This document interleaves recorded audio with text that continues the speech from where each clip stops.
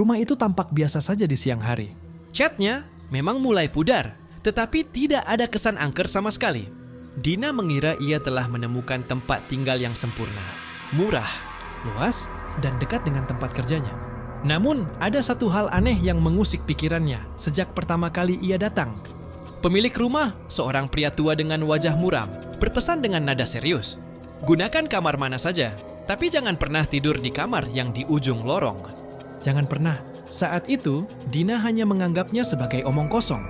Mungkin kamar itu bocor atau sudah terlalu rapuh untuk ditempati. Tapi mengapa harus disertai larangan yang terdengar seperti peringatan? Hari pertama di rumah itu berjalan lancar. Dina menata barang-barangnya dan memilih kamar yang paling dekat dengan jendela. Malam pun tiba dan keheningan mulai terasa. Saat hendak tidur, Dina mendengar sesuatu. Suara lirih seperti seseorang menarik napas panjang, pelan dan berulang. Dina menahan napas. Itu berasal dari kamar yang dilarang. Ia mengabaikannya dan mencoba tidur, tetapi suara itu terus terdengar sepanjang malam. Kadang lirih, kadang terdengar seperti bisikan samar. Ketika pagi tiba, Dina mencoba mengalihkan pikirannya. Mungkin hanya suara angin atau tikus di dalam rumah tua ini.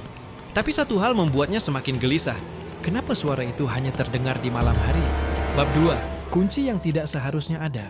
2 malam berlalu dengan suara yang sama. Malam ketiga, Dina memutuskan untuk memastikan sendiri.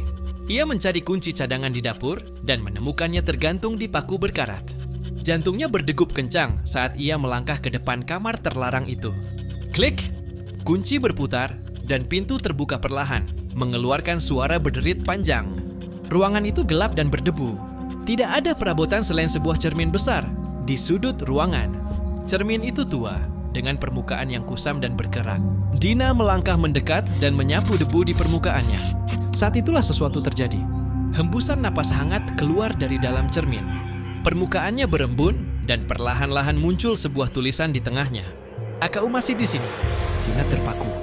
Ruangan itu terasa lebih dingin, dan di sudut matanya, ia melihat bayangannya di cermin tersenyum, padahal ia sama sekali tidak tersenyum. Jantungnya berdetak kencang. Ia ingin berbalik dan lari, tapi kakinya terasa berat. Suara napas itu kini tepat di belakangnya. Perlahan, ia mengangkat pandangannya ke cermin. Bayangan di dalamnya kini bergerak sendiri, mengangkat tangannya dan menyentuh permukaan kaca. Dina berusaha menjerit, tapi tak ada suara yang keluar. Ia hanya bisa melihat bagaimana bayangannya tersenyum semakin lebar, menampakkan gigi hitam berlumuran darah.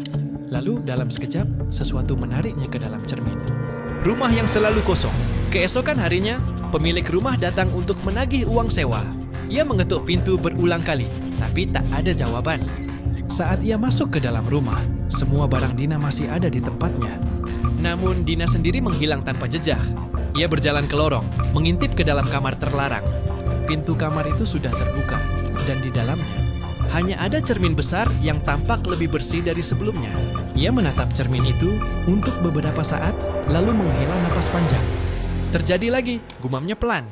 Ia lalu keluar dari rumah, mengunci pintu, dan memasang papan disewakan di depan pagar. Sementara itu, di dalam rumah, di dalam cermin yang tua itu, bayangan Dina masih berdiri, menatap lurus dengan mata yang penuh ketakutan. Yekes ingin berteriak, ingin keluar, tapi cermin itu hanya memantulkan senyum menyeramkan dari dirinya, yang bukan lagi dirinya.